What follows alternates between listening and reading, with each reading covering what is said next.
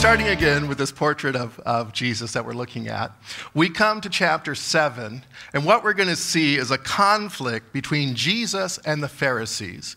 And I just want to talk about the Pharisees a little bit, compare them to Sadducees. We've done this before. As you know, the Pharisees, for them, the most important thing was the law. The law. For the Sadducees, the most important thing was the temple. However, during much of the time after the Greeks had destroyed the temple, they couldn't apply a lot of their temple rituals.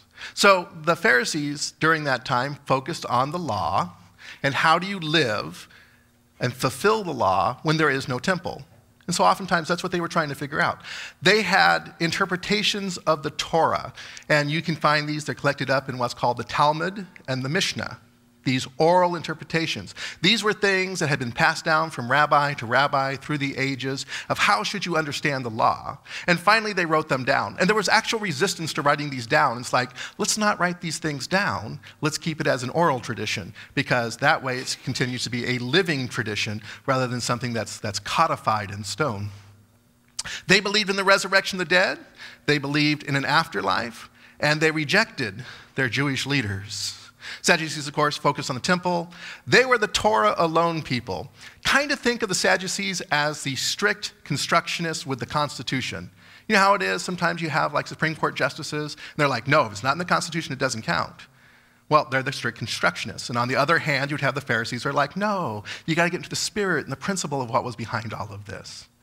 So here we have these Pharisees, and the incident that happens is that they come to Jesus, and they say to Jesus, we notice that before your disciples eat, they don't go through this ritual purity thing of washing their hands. And if you look at the word for hands in the Greek, it doesn't just mean washing your hands like we wash our hands before we eat. It was a whole ritual purity thing, and they would wash all the way up to the elbow to show that I'm ritually pure before I eat. The thing is, that wasn't in the law. That was an oral interpretation of the law. It wasn't thus saith the Lord, it's this is what we think the Lord means. And they went to Jesus and they said, you're doing it wrong. Not like anybody in a church or some kind of situation like that would ever approach somebody else and say, you're doing it all wrong. We've always done it this way. This is our tradition. And so they're bringing their oral tradition to Jesus and saying, you're doing it wrong. You're not being ritually pure.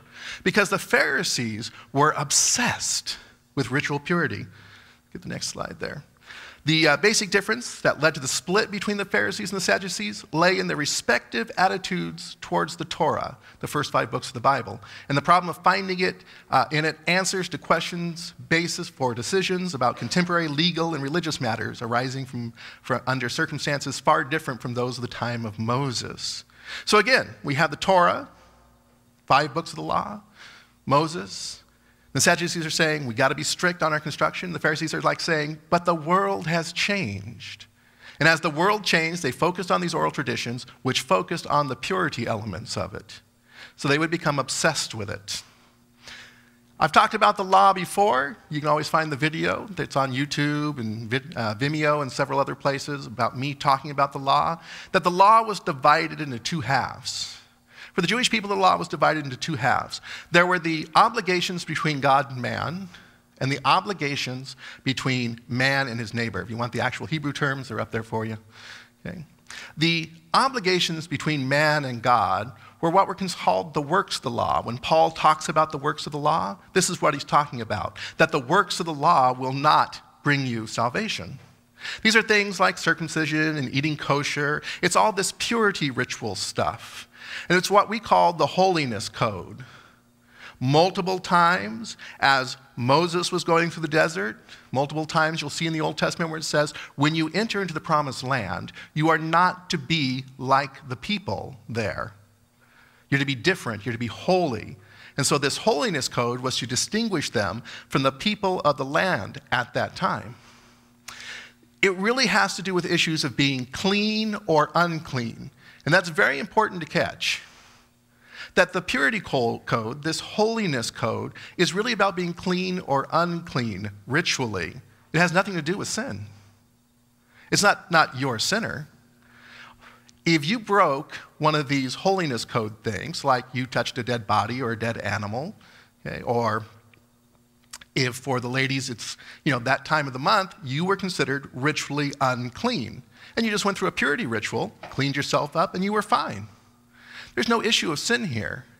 But what the Pharisees did is they obsessed about this purity and took their oral tradition and began to say, you're wrong, you're sinning, you're the reason the Messiah hasn't come, you're the problem. And they focus on the wrong side. The other side, of course, of it is the obligations between man and his neighbor. These are things like love your neighbor as yourself. We call this the justice code. Okay? Do not murder, do not oppress the poor. Okay? It's about being righteous or unrighteous. In other words, this one was about sin, for unrighteousness is sin. There's a whole bunch of stuff in the holiness codes. Don't eat shrimp, okay, all that kind of stuff. But the righteousness codes were very different. And those are the ones that actually led to sin. Those were the ones that had to be paid for in the temple on the Day of Atonement. And that's what you would go and confess. The Pharisees, instead of looking at what's righteous or unrighteous, kept looking at what was clean or unclean. And they determined anything that was unclean was sinful and wrong. And Jesus had an issue with this. So they come to Jesus and they say, well, you're doing it wrong. Your disciples aren't washing their hands like they're supposed to. They're ritually unclean. You're terrible, evil sinners. And Jesus turns to them and he gives them an answer. He actually gives two answers. He gives one answer to the Pharisee. He gives another answer to the crowd that had been gathered. And his answer is, what are you talking about? You guys don't understand the difference. What you've done is you've taken tradition and you place it on the same level as the law. You've taken your oral traditions and you've made them equal to the law. So the question is, which one takes precedent? Tradition, oral traditions, or the law? Is it, here's what we think God is saying, or is it, thus saith the Lord? And Jesus says, you've taken these oral traditions and you've placed them as heavy burdens upon the people. And you're telling them that they're sinners when they're not, that it's not by the oral tradition. He goes on to say, in fact, you are just paying lip service with these ritual purity. That's just going through the motions, but your heart is in the wrong place. Where's the real devotion before God? And so he's asking the question which takes precedence, devotion or lip service? Is just going through these motions, is just making sure that I'm dressed correctly, that I've been washed correctly, that I say the right words? Is that really what God's looking for? Or is he looking for something that's coming from the heart? What's really coming out of your heart? Are you truly devoted and loving him? That's the question that he's asking. He says to them in Mark chapter 7, Isaiah prophesied rightly about you hypocrites, as it's written, this people honors me with their lips, but their hearts are far from me. In vain do they worship me, teaching human precepts as doctrines. He said, you're just going through the motions. It's just lip service to me. But your heart, it's not truly devoted on me. In fact, where are you looking at? You're not looking at me at all. Do you know where you're looking at? You're looking at my disciples and other people and going, you're wrong, and you're wrong, and you're wrong, and you're wrong. And you're not keeping all our oral traditions, and you're unclean. And their focus is on the people around them and on themselves rather than on God. Their focus is on the rules and the regulations rather than on God. And Jesus is saying that's so hypocritical because it's not about the holiness code. That's not why I put the holiness code there. It's about the justice code and treating your fellow mankind with love, honor, and respect. Which takes precedence? Love or the law? If these two things come into conflict, love and the law, which one takes precedence? And Jesus gives a little example of this as he continues to answer the Pharisees. He says, you have a fine way of rejecting the commandments of God in order to keep your tradition. For Moses said, honor your father and mother, and whoever speaks evil of father and mother must surely die. But you say that if anyone tells father or mother, whatever support you might have had from me is korban, that is an offering to God, then you no longer permit doing anything for a father or mother, thus making void the word of God through your tradition that you have handed on, and you do many things like this. Now, there's a couple of things that we need to kind of straighten out in this verse. First, let's talk about the word honor. You know, oftentimes we misunderstand this word honor because we think about it in an English context. Okay? When it talks about honoring your father and mother, Moses commanded, and it's one of the top 10 commandments, right? Honor your father and mother. It means to take care of them in their old age. That as they get older, you are responsible for taking care of them for their well-being and for their financial well-being. That's what you're supposed to do to, quote, honor your father and mother. You take care of them in their old age. What the Pharisees were doing is they had this tradition, and they called it korban. It's where you could take, say, like a piece of land or some property or an amount of money or something like that, and you could say, this is korban. It's an offering to God. And set it aside and say, see, I've now made this sacrificial offering before God. It belongs to them. But what was happening was this. Suppose a Pharisee had a piece of farmland that was generating income. And they said, I'm declaring this as korban. And they would set it apart for God, and the income would go to the church, to the temple. Income would go to the temple.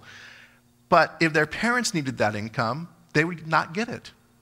And they would go to their parents and go, I'd love to take care of you, but I made this offering before God. And Jesus is saying, by doing that, you've allowed your tradition to override the heart of the law, which is love and mercy and compassion and justice. You are ignoring the needs of your parents. You are dishonoring your parents so that you can go through this supposed sacrifice before God. And to make it even worse, sometimes, let's say, for example, happens in the best of families, you might be mad at your mom or dad, and you don't want to support them when they're old, so you just declare everything korban. You say, it's all to God, you're getting nothing.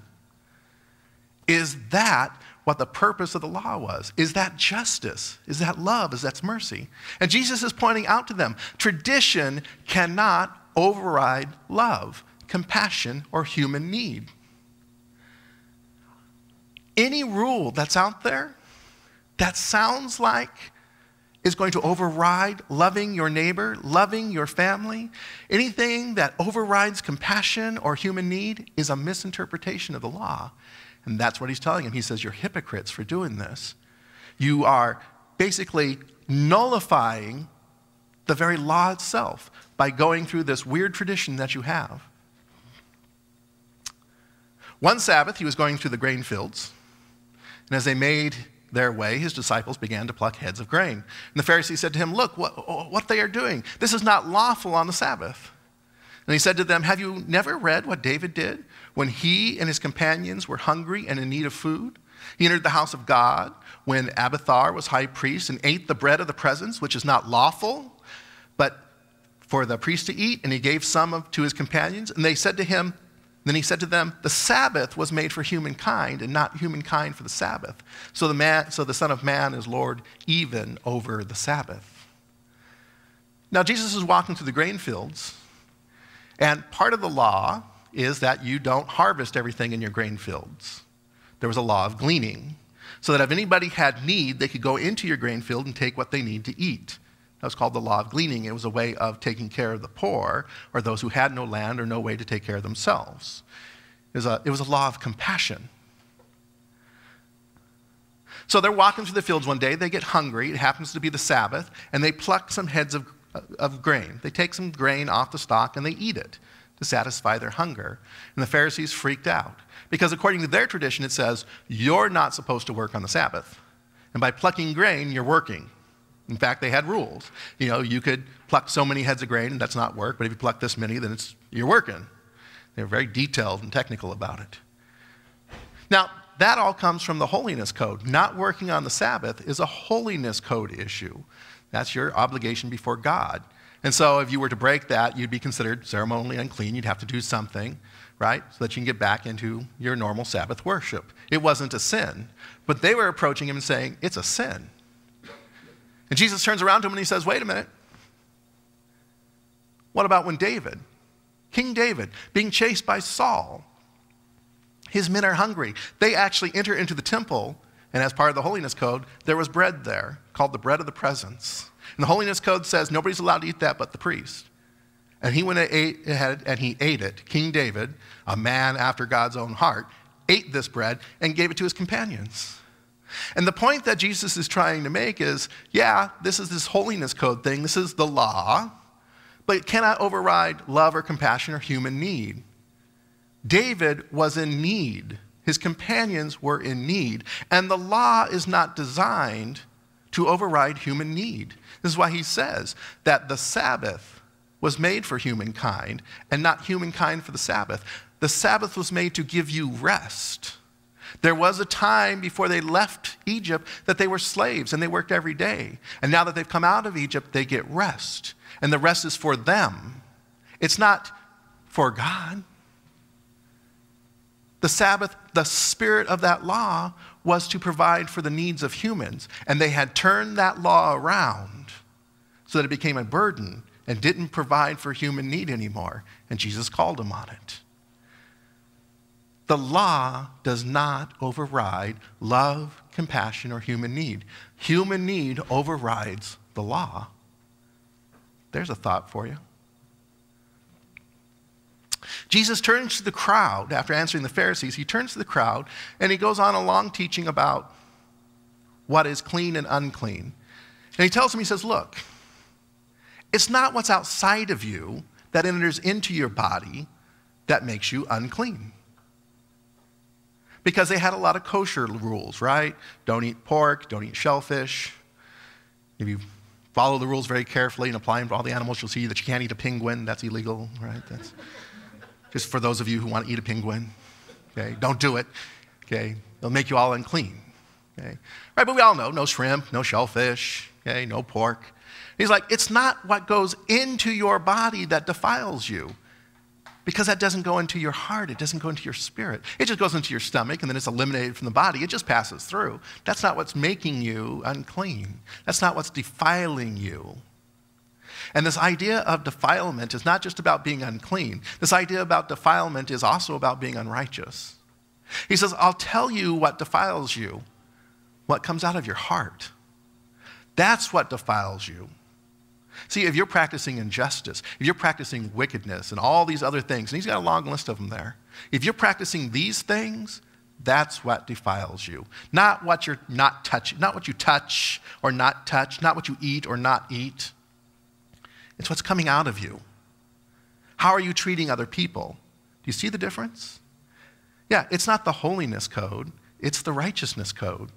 How are you treating other people? What's coming out of your heart? And Jesus tells us to the crowd. We have to remember this. Because oftentimes, as church bodies, we're trying to protect each other. We're going to tell you things like, oh, well, maybe you shouldn't read that, or maybe you shouldn't go see that movie, or maybe you shouldn't do this, or maybe you shouldn't do that. And we're trying to protect you. But at some point, we seem to go just a little too far. To the point of, when I was growing up, way back when, in the fundamentalist, Baptist church, if you went and saw an R-rated movie, you sinned. If you even touched a deck of cards, you sinned. And let us not even talk about alcohol. Even, thinking about alcohol, that was a sin. Okay? In fact, when I was in school at the little fundamentalist Baptist church school, we had a little saying, if it's fun, it's sin. It was a pretty easy, right? Okay? They had taken all these things about, not being defiled by this world, don't touch, don't taste, don't do this. And they turned them into sins. And they shouldn't be labeled as sins. What is sin? Being unrighteous. Treating your neighbor unlovingly. Moving on. So any law that you can find in the Bible, okay, any church doctrine that you may have, any teaching you may come across, if it prevents you from loving somebody else, if it prevents you from showing compassion to somebody else, if it prevents you from showing mercy, it's a misinterpretation. I don't care if somebody comes up to you and they open up the Bible and they say, right there in that verse is very clear. The Bible's very clear about this. You should not do this. I'm telling you right now. If they do that and it prevents you from loving someone or prevent you from showing compassion to somebody, or prevent you from showing mercy to somebody, they've misinterpreted that verse. I can guarantee you, we can probably sit down, look at the context of it, look at the Hebrew or Chaldean or Aramaic words and go, that's not what it means. That's not what it means. Because love and compassion and mercy override law, doctrine, and teachings. If you want to know if a law or a doctrine or a teaching is being presented to you correctly, then you have to stop and say, is it loving? Does it show mercy? Does it show compassion? Because if it doesn't, then you've misinterpreted it. And Jesus turns to his disciples and he says, this is what it's all about. It's not about being ritually pure. It's not about all this holiness code stuff. It's about the righteousness code. It's about looking at your neighbor and loving them as yourself. It's about loving, compassion, and mercy. And we have to remember that. And then Jesus lived this out. The last story that I'm going to tell you from chapter 7, there's one more story after this, but it properly belongs to chapter 8. Okay, the last story in chapter 7 is about Jesus meeting a Syro-Phoenician woman. Now, the Syro part just means that she lived in the area of Syria. The Phoenician part means that she was a Canaanite. She was from the land of Canaan. She was probably descended from the Philistines. Okay, she was Phoenician. They lived on the coast. They were fishing, kind of a thing. So Jesus sets out from where he was at after he has this little confrontation with the Pharisees, and he talks to the crowd. And from there he set out, and he went away to the region of Tyre. And he entered a house and did not want anyone to know he was there, yet he could not escape notice. But a woman whose little daughter had an unclean spirit immediately heard about him. And she came and she bowed down at his feet. Now the woman was a Gentile of Syro-Phoenician origin. She begged him to cast the demon out of her daughter. And he said to her, let the children be fed first, for it is not fair to take the children's food and throw it to the dogs. But she answered him, sir, even the dogs under the table eat the children's crumbs. Then he said to her, for saying that, you may go, the demon has left your daughter. So she went home and found the child lying on the bed and the demon gone. This is kind of an interesting encounter, because let's count up a couple of things here. Let's count up how unclean this woman was.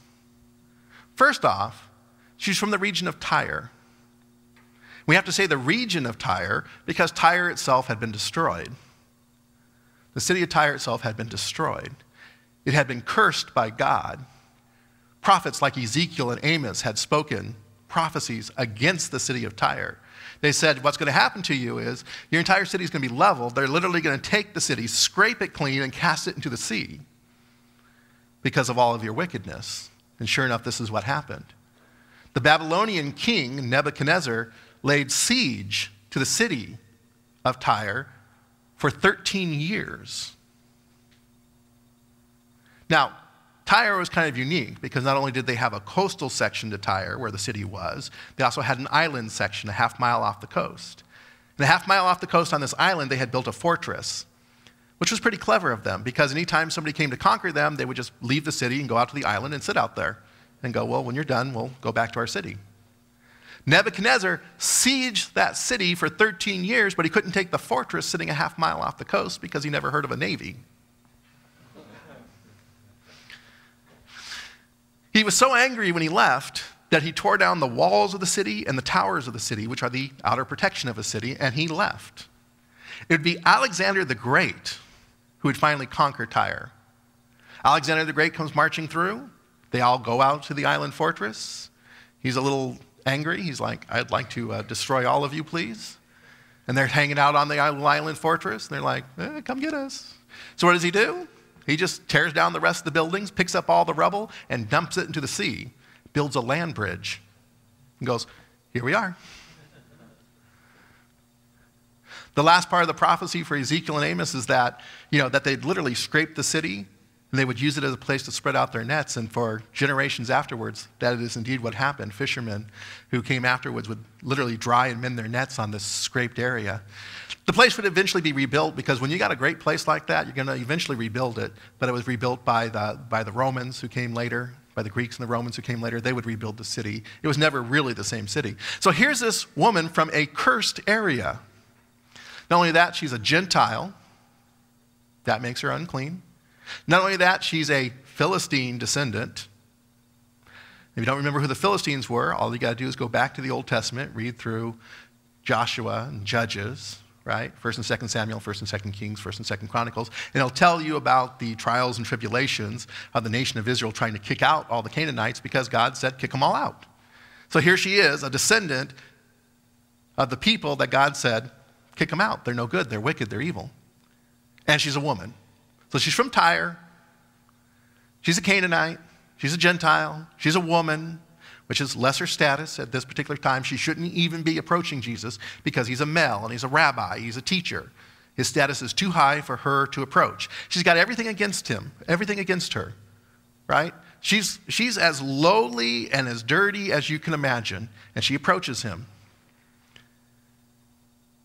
And at first, he talks about the holiness code. He says, it's not right to give the children's food to the dogs. The children's food, of course, is the manifestation of the kingdom, what's going on right now. It's not right. The holiness code has set apart the Jewish people as my special people. They're my holy ones. There's the chosen ones. Aren't they the ones I'm supposed to be manifesting the kingdom to? It's not right to give it to dogs, and the dogs was a slang term for Gentiles. We weren't like real people. We were dogs. The Goyim were just dogs. And she looks at them and she says, even the dogs feed off the crumbs that the children leave behind. And Jesus says, because you said that, you got it. You got it. It's not about the holiness code, about you being a special, set-apart people. It's not about any of that. It's about doing what's right. It's about doing what's loving. It's about doing what's compassionate. And yes, even the dogs, we take care of them. And because you've said this, go home. Your daughter's well. And he takes this woman who's unclean and lowly in every way, and he says, yes, let me show love. I know the holiness code says I'm not supposed to feed you, but I'm going to manifest the kingdom to you. I'm going to do it because it's the right thing to do. It's the loving thing to do. It's the compassionate thing to do. It's the merciful thing to do. It shows justice and it shows love. That's why I'm going to do it. So Jesus lived this out. Just being in association with her would have made him unclean. And yet, that's not his issue. His issue is love and compassion and mercy. So for us, we need to do a little self-examination. You know, as we grow up, and many of us have grown up in the church, I'm sure many of you have grown up in the church, some of you have not, or some of you have been around church for a while. You may have accumulated some ideas, some rules, some regulations, some doctrine, some teaching that tell you not to love somebody. Right? You may have been told, oh, well, you know, if your child, you know, is LGBT, kick them out. That's unloving. That's no compassion. That's no mercy. I don't know where you picked that up from, but it's a misinterpretation. If you see somebody on the street and you see them in need, don't be sitting there going, oh, they're just going to, you know, use it for drugs. My church says, you know, you can't give it to them unless you give them a full background check first. That's an incorrect doctrine. That's an incorrect teaching. You need to show love and mercy and compassion. Anytime some idea comes up that you got from a church somewhere that would prevent you from being merciful or compassionate, it's a misinterpretation. Always, always, if you have to make an error, err on the side of grace, err on the side of love, err on the side of mercy, because those are the righteous things to do. With that, I'm going to ask the praise team to come on back. Let's close in prayer.